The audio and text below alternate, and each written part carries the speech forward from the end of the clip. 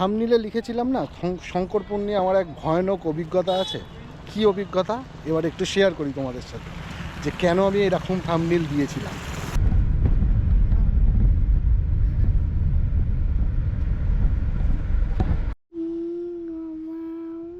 Good morning ও মাম্মা, good morning. তো কোথায় আছো তুমি এখন? দীঘাতে? আজকে বাড়ি যেতে হবে তো? হ্যাঁ চলো উঠে পড়ো তাড়াতাড়ি উঠে পড়ো। আজকে বাড়ি যাবো, বাই আজকে বাড়ি যাবো।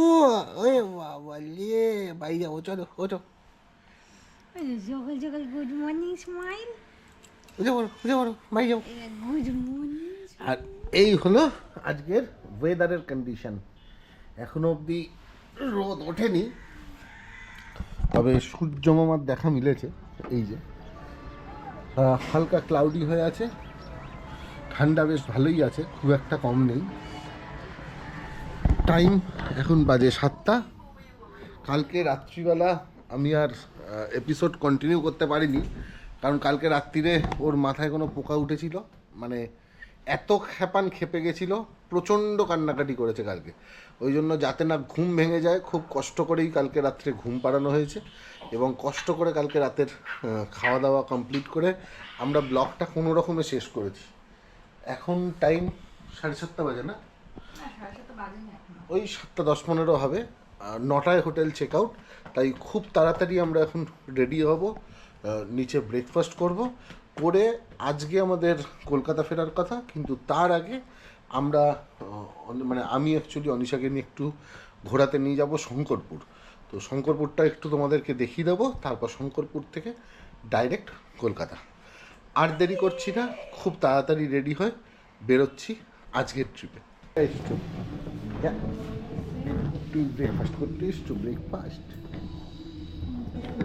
হ্যাঁ, মেনুগুলো আগে দেখি কী কী। পেঁপে, ইডলি যা ছিল কালকে। আচ্ছা, এখানে কালকে পোহা ছিল, আজকে সুজি। দেখি নেক্সট পাওয়াটা ছিল লুচি, আর ওদিকে অ্যাজ ইউজুয়াল ডিম সেদ্ধ, মিষ্টি, আর এদিকে স্যান্ডউইচ। সেম, তোমার জন্য কিচ্ছু নেই, সব আমরা খাবো, তোমরা খাবে না কিছু। সব ব্রেকফাস্ট ঘেটে আমি যেটা সিলেক্ট করেছি 3টে লুচি, 2টো স্যান্ডউইচ, একটু সুজি আর তরকারি। আর অনিশা নিয়েছে শুধু 2টো লুচি। আমরা 3জন এখন পুরোপুরি রেডি হয়ে গেছি। এই যে মামা আমার কোলে চলে এসছে, আর সব থেকে বড় জিনিস, 9টার মধ্যে মামা চানও কমপ্লিট। সে কি, আমার মামা চান টান করে সকালবেলা দীঘাতে কমপ্লিট, গরম জলে চান করে। ওয়ে বাবা যে, আর এই হচ্ছে মামার মা, এর জন্যই লেট হয়। আমরা তাহলে এখন পুরোপুরি রেডি। এবার আমরা বেরোবো হোটেল থেকে। আর যাবো কোথায় মামা বলো, যাবো কোথায়? শঙ্করপুর। চলো বেরোনো যাক। দুগ্গা বলে আজকের আমাদের জার্নি শুরু করছি। টাইম হয়েছে এখন 9:34। আমরা নিউ দীঘা থেকে রেডি হয়ে বেরিয়ে পড়লাম, আর এখান থেকে আমরা এখন যাব হচ্ছে বাড়ি। একটা হেভি জিনিস হয়েছে, এই প্রথমবার আমার মেয়ে, মানে আমাদের মেয়ে হেভি রেগে যায় আমার মেয়ে বললে। আমাদের মেয়ে কোনো কিছু থেকে বায়না করেছে। হ্যাঁ, সকালবেলা অ্যাকচুয়ালি সি বিচে নিয়ে যাওয়া হয়েছে ওকে, সামনের যে দোকানগুলো আছে। তো ওই লাইফে ফার্স্ট টাইম কোনো একটা খেলনা দেখে ঝুঁকে পড়েছে, ওই সফট টয় টাইপের দেখে, পোকেমন দেখে ঝুঁকে পড়েছে। আর প্রথম বায়না তো আমি আর অনিশা দুজনেই খুব খুশি হয়েছি যে ও প্রথমবার বায়না করেছে এটা নেবে, এবং ওটা কিনে দেওয়ার পর কি হাসি মুখে ওটা পেয়ে। তো ওই জন্য সকালবেলা মন খুব ভালো হয়ে গেছে যে আজকে বায়না করেছে প্রথমবার। জানি এটা পরে কি হবে জানি না, এখন খুশি হয়েছি। যাই হোক, এই হচ্ছে এখন দীঘার অবস্থা। মোটামুটি লোকজন, আমরা যেদিন এসেছিলাম খালি ছিল, আজকে দেখছি অনেক ভরে গেছে। আর গল্প বাড়াবো না, এবার এখান থেকে জার্নি শুরু করব সোজা একদম বাড়ির দিকে। শঙ্করপুর যাবে এটাই তো আমি শুনতে চাইছিলাম, শঙ্করপুরের দিকে।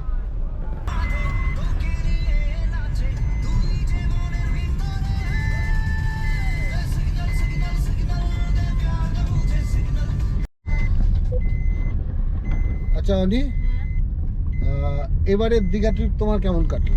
সত্যি কথা বলতে অসাম, কারণ ভালো। প্রথমবার মা বাবা হয়ে এসেছি দীঘাতে।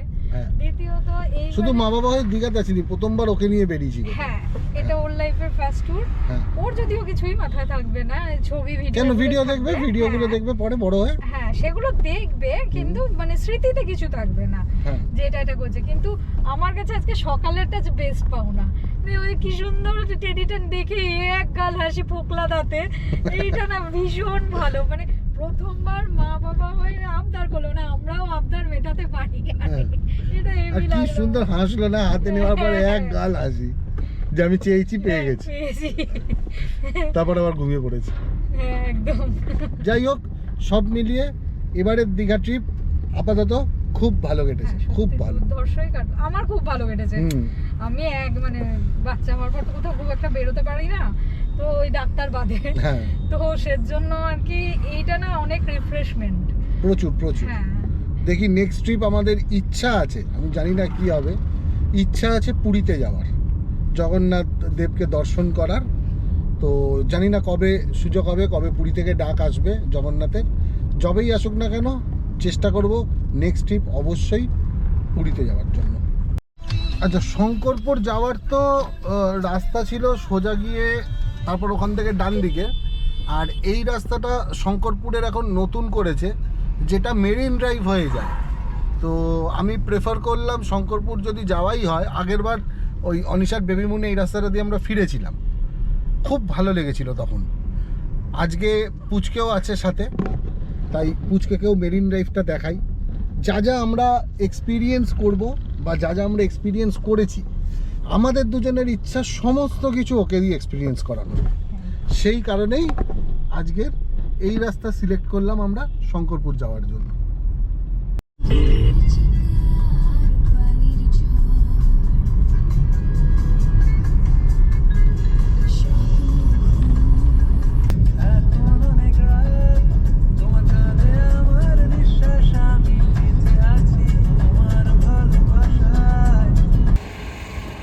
দেখো, মেরিন ড্রাইভের রাস্তাতে আসার পর এখান থেকে প্রথম সমুদ্রের ভিউ কি সুন্দর লাগছে। দেখো, এই যে দূরে এইটা হচ্ছে সমুদ্রটা, যেটা এখানে এসে মিশবে, এবং সামনে আরও ভালো করে দেখা যাবে সমুদ্রটা, একদম রাস্তার পাশ দিয়ে যাবে, সেটা আমি দেখাবো। আর এটা হচ্ছে এখনকার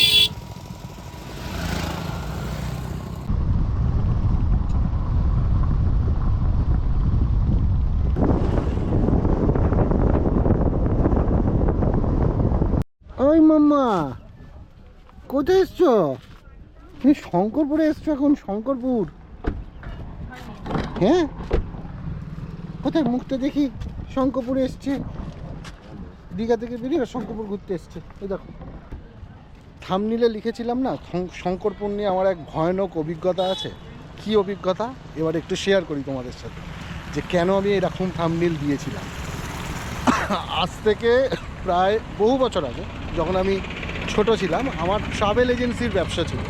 তো আমার দুটো গাড়ি ছিল, এই দুটো গাড়ির মধ্যে একটা ইন্ডিকা গাড়ি নিয়ে আমি নিজেই ভাড়া কাটতাম, মানে এক কথায় আমি ওই ইন্ডিকা গাড়ির ড্রাইভারি করতাম।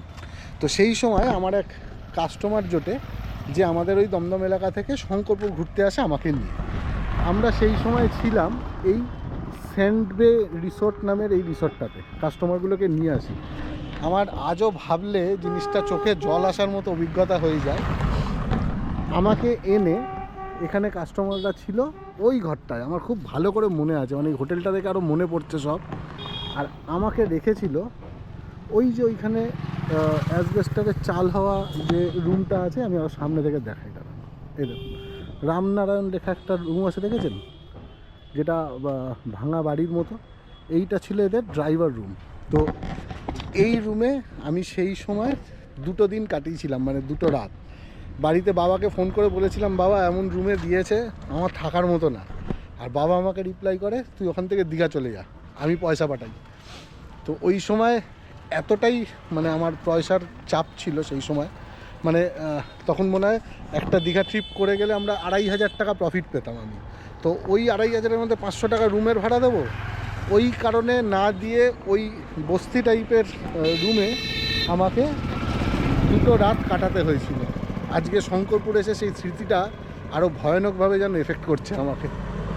সেই এক সময় ছিল আর আজকে এক সময়। এই রঘু ডাকাতকে নিয়ে এসেছি আমরা, দাঁত মুখ সব কেটে বেড়ায়, দেখো ওই ঘুন্টু বেচারা ঘুমিয়ে পড়েছে, এখন টায়ার্ড হয়ে পড়েছে।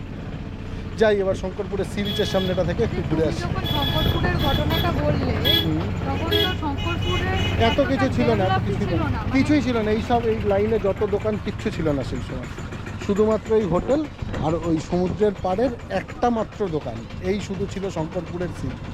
আজ তো শঙ্করপুর জমজমাট হয়ে গেছে।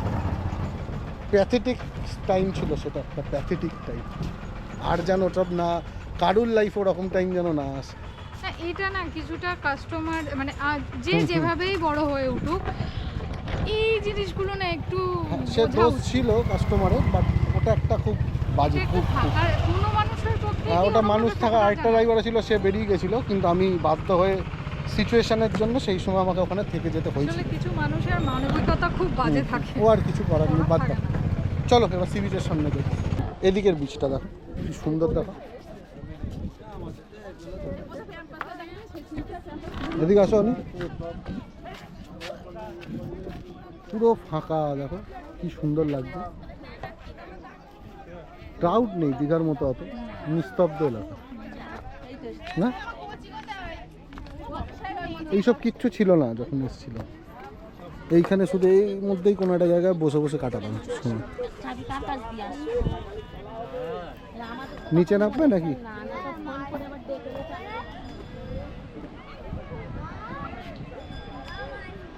অনেক চেঞ্জ, অনেক চেঞ্জ। শঙ্করপুর আগের থেকে অনেক চেঞ্জ।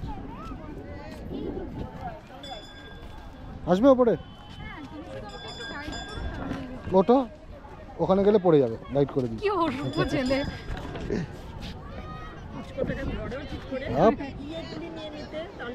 থাকতে চায় না, গাড়ির মধ্যে গাড়ি করে এসছে তো, গাড়ির মধ্যে বসতে প্রবলেম, আর ওর মধ্যে আটকালেই মুখ চোখ আটকে যায় বলে বসতে চায় না। ও কোলে কোলে ঘুরতে বেশি কমফোর্ট। বেশি গরম চাপা নিতে একদম পারে না। সিজার বেবিদের যা হয়, একদম গরম নিতে পারে না।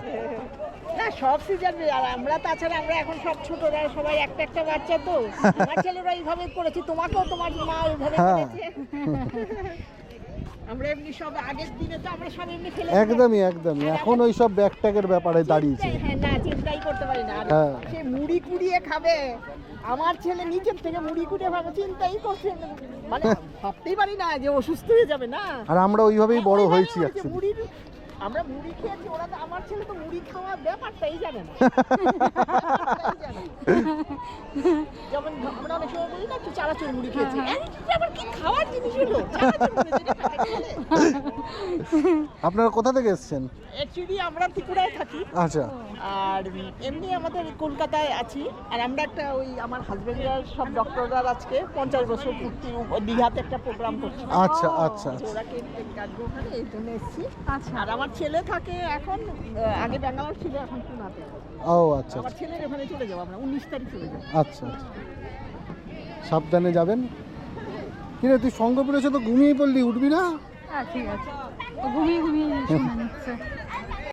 যা, ক্যামেরা অন করলাম, বন্ধ হয়ে গেল। হাওয়া দিচ্ছে না না? হাওয়া দে, ঘুরছে না কেন? ঘোর। এই এই এই ঘুরছে ঘুরছে ঘুরছে ঘুরছে। ইয়েস, এই দারুণ কিন্তু জিনিসটা। হ্যাঁ, পুরো 20 টাকা উসুল। ভেতরে আবার বাবলস আছে।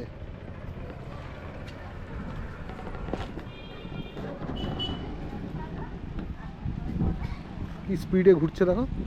ইয়ে তারা আরো জোরে ঘুরতে শুরু করেছে। হাওয়া যত জোরে দেবে তত জোরে না। ক্যামেরায় অতটা বোঝা যাচ্ছে না, কিন্তু নর্মালি প্রচুর জোর ঘুরছে এটা।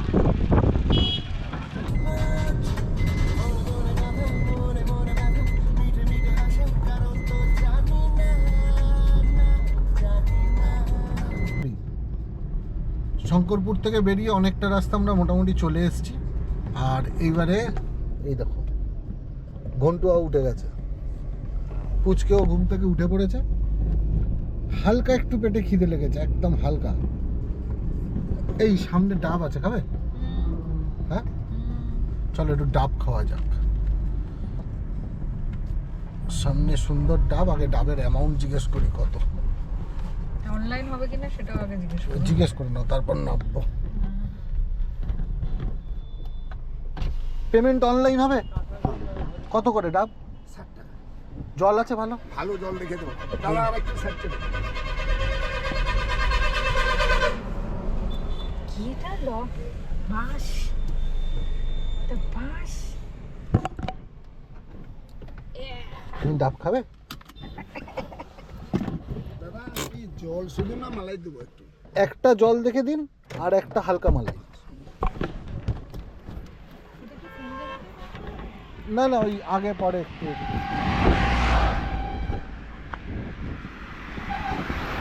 একটা হালকা জল, একটা এই হালকা জল বলছি, একটা জল আর একটা হালকা মালাই। আমি একটা মালাইওয়ালা নি, হাফ হাফ করে খাবো। কে খাবে? তুমি মালাই খাবে? খাবে মালাই? বাইরে বার কর আসুন। আচ্ছা আচ্ছা, হাওয়া না নর্মাল, বেশি আমার না। এই এটা খেয়ে না, বাবা, এটা মালাই। মালাই। এটা হালকা মালাই। এ তো পুরো নারকল গো। মালাই। ঠিক আছে, একটা জল আলাদা দেন। এই দেখো ওই গঞ্জু, ওই গঞ্জু, এই গঞ্জু, ইয়ে গঞ্জু, ওই বাবালে, তুমি আজকে কি কিনেছো? এই বাবালে। এই যে মালাই আসছে, মালাই। তুই মালাই খাবি? হ্যাঁ মালাই খাবি?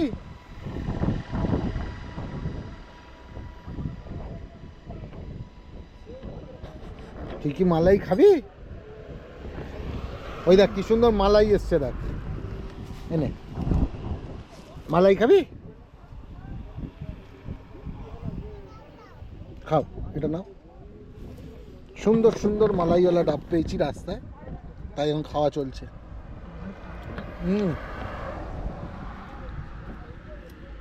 খুব ভালো টেস্ট।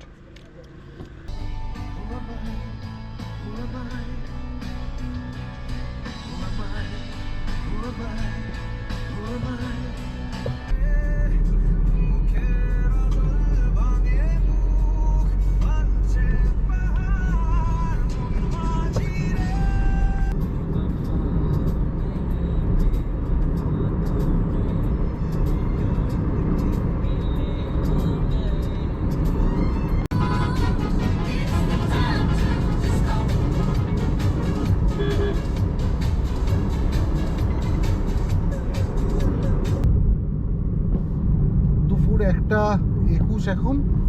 আমরা এসে পৌঁছেছি এখন কোলাঘাটে। দুপুরবেলার কিছু হালকা লাঞ্চ করব। হিউজ খিদে পাইনি, তবে একটু আধটু খিদে তো পেয়েছেই। আচ্ছা তুমি ঢুকবে কোথায়? ফুড প্লাজা না শেরি পাঞ্জাব, কোনটায় ঢুকবে? না ফুড প্লাজাতে ঢুকবো, কারণ সেই পাঞ্জাবে ঢোকার ইচ্ছা নেই। একটা প্রচুর দূরে পার্কিং, আর ফুড প্লাজার প্রতি একটা ইমোশন থাকে। ফুড প্লাজার ইমোশনটা কেন আমি বলি, প্রথম ভিডিওতেও বলা হয়নি। সেটা হচ্ছে আমার মা বাবা যখন বেঁচে ছিল তাদেরকে নিয়ে আমাদের লাস্ট ট্যুর হয়েছিল ফুড প্লাজাতে। মানে এই ফুড প্লাজাতেই আমি দুজনকে খাওয়াতে এনেছিলাম। ফুড প্লাজার গেটের সামনে দাঁড়িয়ে আমার মা বাবার ছবি তোলানো হয়েছিল। আর এরপর মানে এটা কোভিডের সময় নিয়ে এসেছিলাম, তো তারপর আর তাদেরকে নিয়ে কোথাও যেতে পারিনি। তো ওই ফুড প্লাজার প্রতি ওই জন্য একটু আলাদা একটা ইমোশন কাজ করে আমাদের, এটা ঠিক। মনে আছে তোমার দিনগুলো? কিছু মনে পড়ছে? আচ্ছা এসে গেছি আমরা ফুড প্লাজার সামনেই। এই হচ্ছে ফুড প্লাজা। চলো হালকা কিছু লাঞ্চ করা যাক। এই যে ট্রেনটা আছে, এই ট্রেনের সামনে দাঁড়িয়ে আমার মা বাবার ছবি তোলা হয়েছিল এই জায়গাটাতে। ওই যে তখন একটু ছাড় দিয়েছিল না, সবাই এদিকে ওদিকে একটু যেতে পারছিল। ফার্স্ট করোনার পর একটা হালকা ছাড় ছিল সেটাই আর ওই সময়টাতেই বেরোনো হয়েছিল। গাড়ি পার্কিং করি।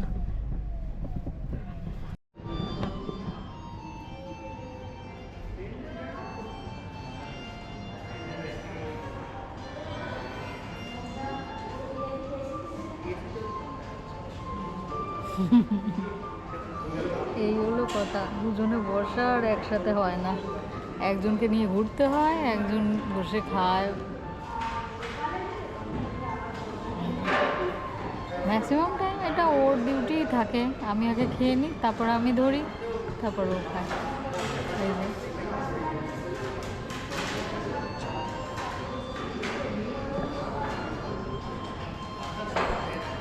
ঠিক আছে।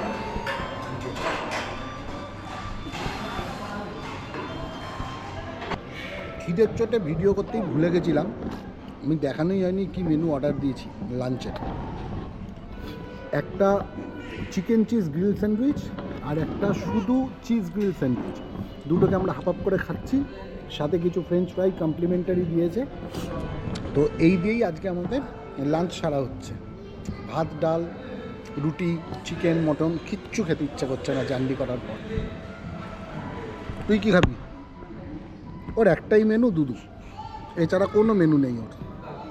ফ্রাইড দুধু, স্টিম দুধু কিচ্ছু নেই, নর্মাল দুধু। হ্যাঁ হ্যাঁ হ্যাঁ। ব্রেকফাস্ট কমপ্লিট করে, তার ব্রেকফাস্ট বলছি, আমার হয়ে গেছে, ঘুম পেয়ে গেছে। এবার লাঞ্চ কমপ্লিট করে আমরা এবার বেরিয়ে পড়লাম কোলাঘাট থেকে। আর এখান থেকে একদম ডাইরেক্ট বাড়ি, আর অন্য কোথাও দাঁড়ানোর নেই। তবে প্রতিবারের মতো আর এখান থেকে আলাদা করে দেখানোর মতো কিছু নেই, কারণ কোলাঘাট থেকে কলকাতার রাস্তা সবই এক, যাওয়ার সময় আর বেশি দেখতে ইচ্ছা করে না কারুরই। তাই আজকের এই ব্লগ এখানেই শেষ করছি। পুরো জার্নি কেমন লাগলো অবশ্যই জানাবেন, কারণ নতুন মেম্বারকে নিয়ে এটা আমাদের ফার্স্ট ট্যুর হলো। চেষ্টা করব যত তাড়াতাড়ি সম্ভব আবার একটা কোনো ট্রিপে বেরোনোর জন্য। ততক্ষণ অবধি সবাই ভালো থাকবেন, সুস্থ থাকবেন। খুব তাড়াতাড়ি আবার আপনাদের সাথে দেখা হচ্ছে নতুন কোনো জার্নির ভিডিও নিয়ে। অনিশা, টাটা, সে টাটা। মাম্মা, গাইসকে একবার টাটা করে দাও, বলে আবার দেখা হবে তোমাদের সাথে। Tata tata tata. ওই বাবা, টাটা করছি, টাটা টাটা। সবাইকে টাটা। টাটা। কি বলবো তোমার? শেষ কেন, বাড়ি কেন? ও কিছু বলতে চায়? হ্যাঁ, ওই বাবা। হাই, ঠিক আছে আচ্ছা। ঠিক আছে। সবাইকে টাটা, টাটা, ভালো টাটা। থাকবেন। খুব তাড়াতাড়ি আবারও ফিরছি নতুন একটা ব্লগ নিয়ে। আমাদের চ্যানেল যারা প্রথমবার দেখছেন, মনে করে কিন্তু গো উইথ দেবকে সাবস্ক্রাইব করতে ভুলবেন না। চলুন, আজকের মতো সবাইকে টাটা। দোদন মুড়ি, এটা দোদন মুড়ি,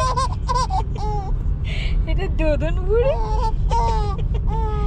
এটা দোদন মুড়ি, এটা দোদন মুড়ি, এটা দোদন মুড়ি, এটা দোদন মুড়ি, এটা দোদন মুড়ি।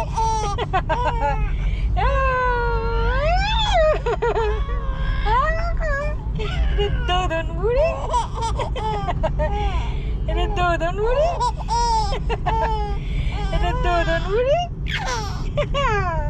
এটা দোদন মুড়ি, এটা দোদন মুড়ি, এটা দোদন মুড়ি।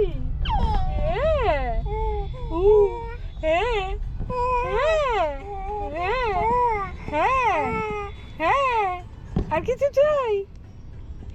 ডুরুন মুড়ি, এটা ডুরুন মুড়ি।